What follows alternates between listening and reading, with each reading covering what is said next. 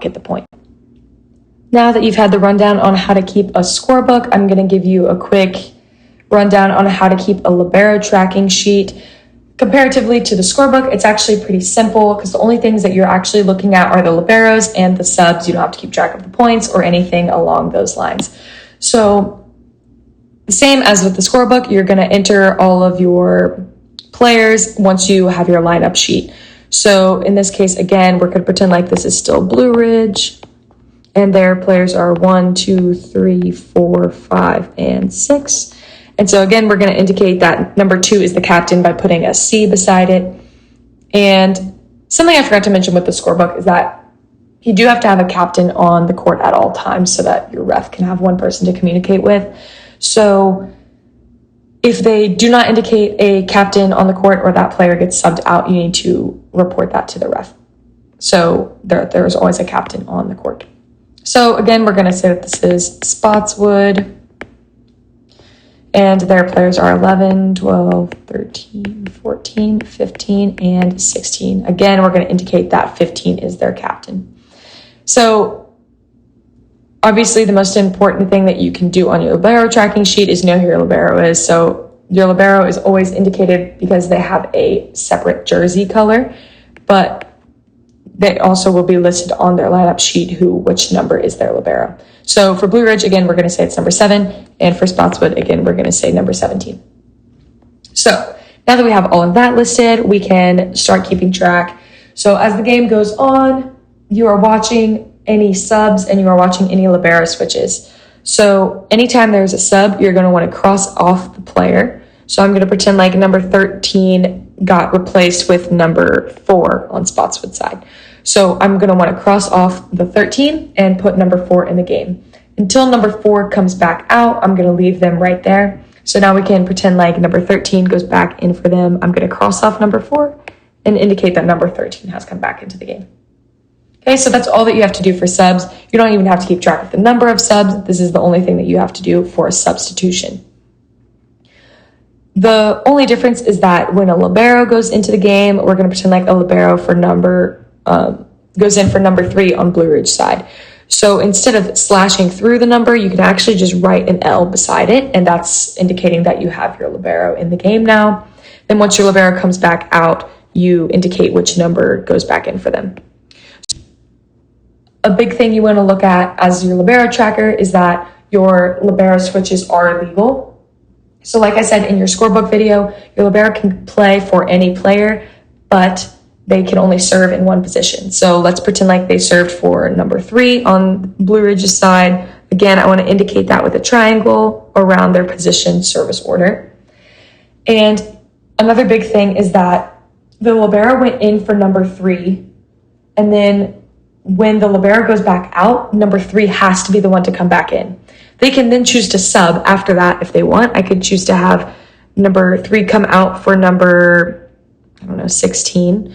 So now number 16 is going in for number 3. But before they can do that sub, the number 3 does have to switch back with the libero so that the libero is off the court when the sub takes place. Otherwise, that would be an illegal libero switch.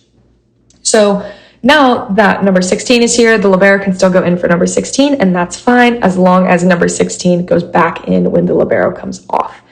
So now we can pretend like number 16 goes back in, and then they subbed back out for number 3.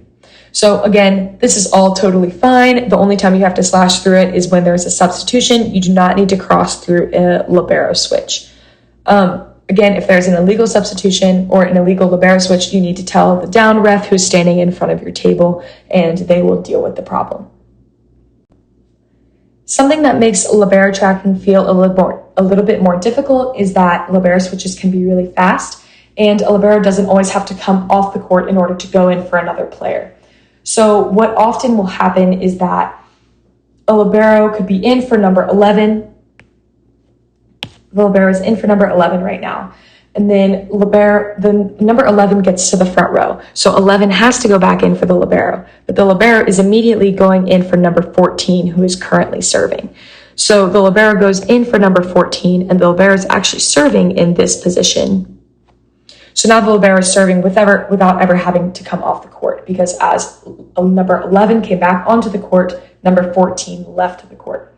So again, this is not a substitution because it's a libero switch, but you need to be watching because the referee will not indicate that there is a libero switch. That is your job to be paying attention to on both sides of the court. You should always know where the libero is and who they're in for. So right now, the libero is serving for number 14, and then number 14 comes back in, and then you don't have to worry about it now. The libero is off the court, but when the libero is on the court, you need to know where they are, and you need to know who each player has subbed for, and make sure that each of those are legal. So again, we said that you can have up to 3 different players per position.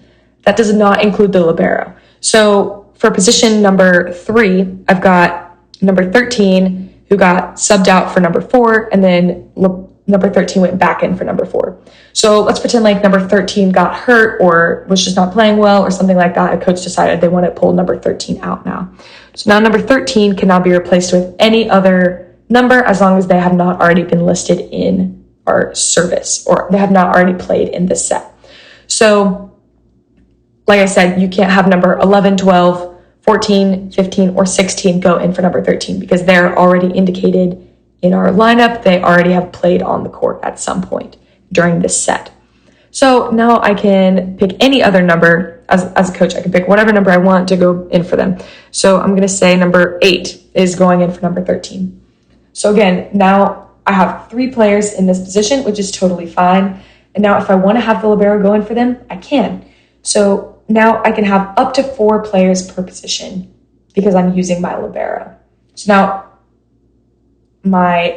because the libero went in for number 8, they also have to come out for number 8. So number 8 can come back out, but then they can now choose to sub with whoever they want with number 4 or number 13. In this case, I'm indicating that they subbed back out for number 4.